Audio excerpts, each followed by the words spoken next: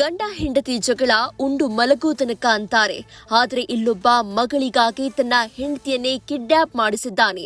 ನಟಿಯನ್ನ ತನ್ನ ಮಗುವಿಗೋಸ್ಕರ ಕಿಡ್ನಾಪ್ ಮಾಡಿರುವಂತೆ ಇದೀಗ ಪ್ರಕರಣ ದಾಖಲಾಗಿದೆ. ಮೈಸೂರಿನಲ್ಲಿ ಶೂಟಿಂಗ್ ಇದೆ ಅಂತ ಸ್ನೇಹಿತನಿಂದ ಹೇಳಿಸಿ ಕಿಡ್ನಾಪ್ ಮಾಡಿಸಲಾಗಿದೆ. ವರ್ಧನ್ ಎಂಟರ್ಪ್ರೈಸಸ್ನ ಮಾಲೀಕ ಹಾಗೂ ಚಿತ್ರ ನಿರ್ಮಾಪಕನಿಂದ ಕಿಡ್ನಾಪ್ ಆರೋಪ ಕೇಳಿಬಂದಿದೆ. ಚೈತ್ರ ಆರ್ ಎಂಬ ನಟಿಯನ್ನ ಆಕೆಯ ಪತಿಯೇ ಕಿಡ್ನಾಪ್ ಮಾಡಿರುವಂತಹ ಆರೋಪ ಕೇಳಿಬಂದಿದೆ. ಹರ್ಷವರ್ಧನ್ ಹಾಗೂ ನಟಿ ಚೈತ್ರ ದಂಪತಿ ಪರಸ್ಪರ ಪ್ರೀತಿಸಿ ಮದುವೆಯಾಗಿದ್ರು.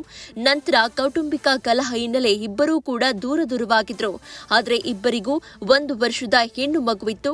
ಆದರೆ ಕೌಟುಂಬಿಕ ಕಲಹದಿಂದ ನಟಿ ಮಗಳ ಜೊತೆ ಬೆಂಗಳೂರಿಗೆ ಬಂದಿದ್ಲು.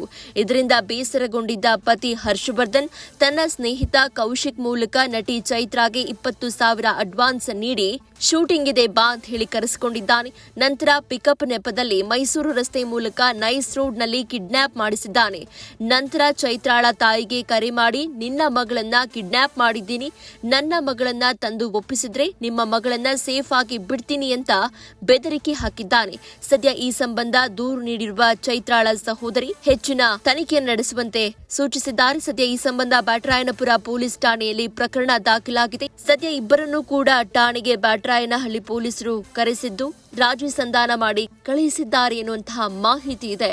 ಆದರೆ ಅದೇನೇ ಹೇಳಿ, ಗಂಡ ಹೆಂಡತಿಯ ನಡುವಿನ ಈ ಕೌಟುಂಬಿಕ ಜಗಳಕ್ಕೆ 1 ವರ್ಷದ ಮಗುವನ್ನ ಈ ರೀತಿಯಾಗಿ ಪಡಿಬೇಕು ಅನ್ನೋ ಕಾರಣಕ್ಕೆ ತನ್ನ ಪತ್ನಿಯನ್ನೇ ನಿರ್ಮಾಪಕ ಕಿಡ್ನಾಪ್ ಮಾಡಿಸಿದ್ದು ನಿಜಕ್ಕೂ ಕೂಡ ದುರಂತ.